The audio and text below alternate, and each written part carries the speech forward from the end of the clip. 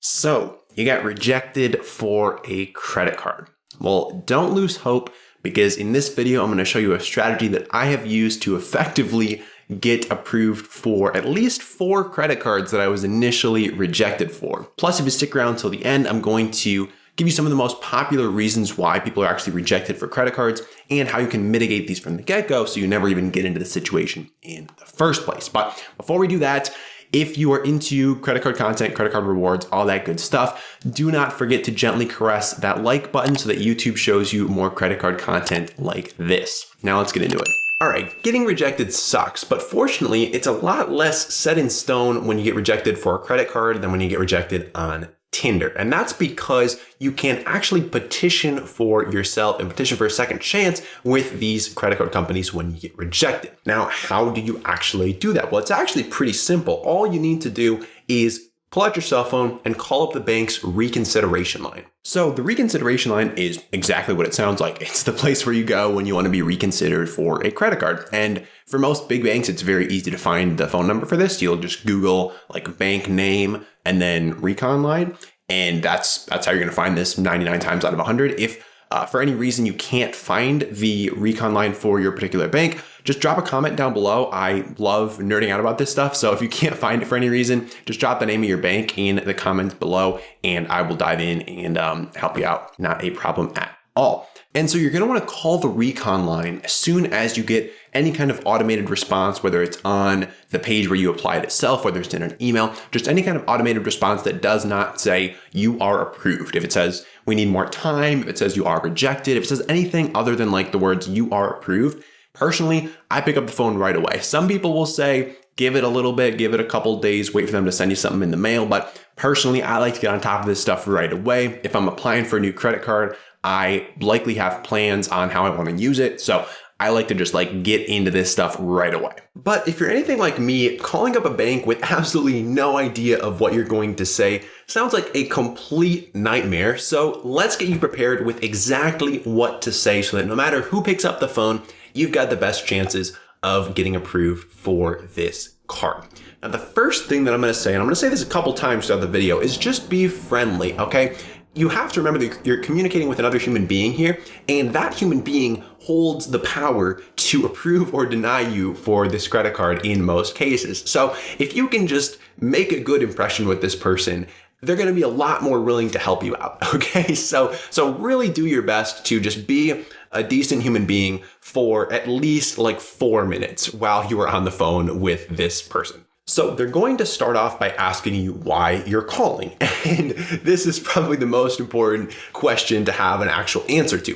And what you're going to want to say here is you're going to want to say, I'm calling to check in on the status of a recent credit card application. Okay. That's what I say word for word every time I call up these people. So at this point, they're going to have you confirm your identity and whatnot. And after that's done, they're likely going to either have some information for you on your application, or they're going to ask you for a few minutes for them to manually review your application. This is particularly common if you are calling immediately after applying for the card, which is what I usually tend to do. So the best case scenario here is that they just need to confirm a bit of info with you or ask you for some more personal info, and then you'll be in the green. But if that's not the case and they let you know that you're rejected, first off, just be nice, be cool, okay? Don't worry, all is not lost, okay? So just be cool, be nice, and proceed, okay? So the first thing you're gonna wanna do is ask them to elaborate on the decision that they made and why they made that decision. They're totally gonna be willing to let you know why you're rejected, so just ask them like, hey, can you elaborate on why that is, okay? And so they'll let you know.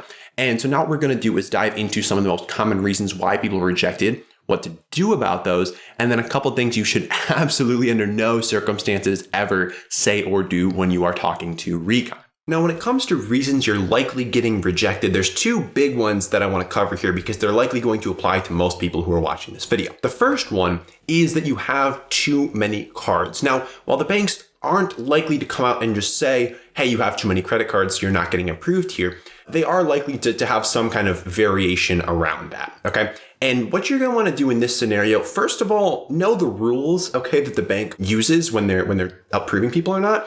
For example, Chase's 524 rule means that if you've gotten 5 new credit cards in the last 24 months, Chase is not going to approve you for a whole host of their cards and there's not really much you can do about that. So if you just didn't know the rules and you applied, you're kind of out of luck, okay? But if you know the rules and you haven't broken any of the rules, and they basically give you one of these reasons, what you're going to want to do in this scenario is really emphasize your history of on-time payments, your age of accounts, and really just emphasize these things that go into your credit score that make you a good borrower for banks. All right, and then reason number 2 is kind of on the other end of the spectrum, and this is if this is your first card or one of your first cards, and you don't have that much history behind you. Okay, this particularly applied to me when I was just getting started building credit, got rejected at least once or twice because of this reason. And so what you're going to want to do in this case is actually try a bit of negotiation with whoever you're talking to. Again, not in the way of trying to get one over on them or trying to beat them, but really to try to make a solution that works for everyone. And what you're going to want to try to negotiate here is going from a no to a yes with a lower credit limit, okay? Because this can be one of the areas where they can have a little bit of give, okay? So say you got rejected, but what you can try to do here is negotiate your way to a yes with say a $1,000 credit limit or a $500 credit limit or like a really low credit limit. So the risk to them is much lower, okay? I don't want to like go through a whole role play scenario here, but that's kind of the objective that you're going to go for. And there's a number of ways to kind of approach this. But if that's the reason they give you, your best bet is going to be try to negotiate a yes with a low credit limit. Now, if you're not getting anywhere with either of these strategies or what we've kind of gone over so far with the person on the phone and they're really just pretty obstinate in their no. One, you might have shot too high, okay? If you have no credit history or very limited credit history, you might have just shot too high with this card. And so that's kind of what it is, you know?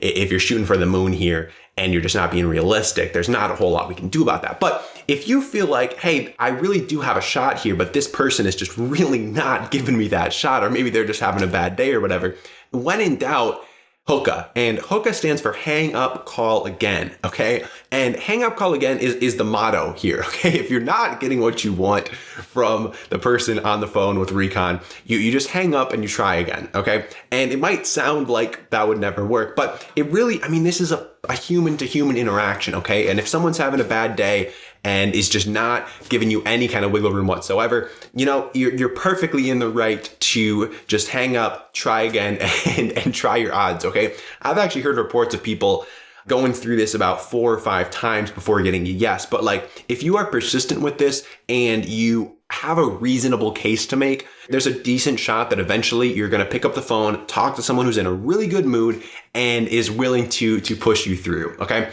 Again, there's no guarantees here, but there's always a chance as long as you're not shooting way too high.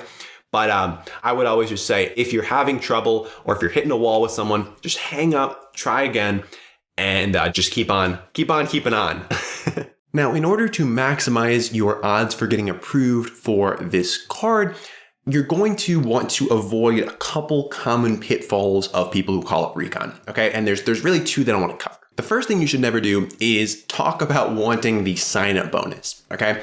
This is going to put up a big red flag for whoever you're talking to because they're going to immediately assume that you're churning credit cards. Instead, what you're going to want to do if you're going to talk about a perk of the card, okay, if it will help your case in some way to talk about a perk the card has to offer, talk about the percentage it earns on dining or whatever. Say like, I'm really looking forward to the 3% back on dining, and talk about something where it's like an ongoing perk. It's something that is going to require you spending money on the card, which is why like the earnings categories are a good thing to talk about. Or talk about how you're looking to segment your business and personal spending, or talk about how you're looking to just segment your personal spending in different categories. Like, pretend for a second that you're a normal human being that is not just trying to maximize credit cards for the rewards, and that you actually just want this credit card in order to do normal human being things. Okay. So that's pitfall number 1. Pitfall number 2 is just saying anything angrily. Okay. So realize that this person on the other end of the phone probably wants to be talking to you as little as you want to be talking to them. So you don't want to do anything to make them even less pleased with talking to you. Okay. So just really focus on being nice. Okay. Whenever I talk to Recon, the nicer I can be to the person, the quicker I get a yes. and the more likely it is that I do get a yes. So just be nice, be a good human being, maybe listen to some upbeat music for a couple minutes before you pick up the phone and call these people if you really just like need to get into a good headspace, do some meditation or something, but make sure that you're in a good mood, and just like that's really going to rub off on them. So ask them how their day's going, ask them about whatever, where they are in the world, I don't know, but just like find ways to make small talk and just be a good human being for a couple minutes while you're on the phone with them. And that's really going to do a lot for your odds of getting approved for this card. And when in doubt, just hang up and call again. Now, the next thing you should do is click the subscribe button down below and check out this video over here where I break down how to increase your credit score so you can see exactly how I keep my credit score around 800 and you can learn to do the same so that you never get rejected for another credit card again.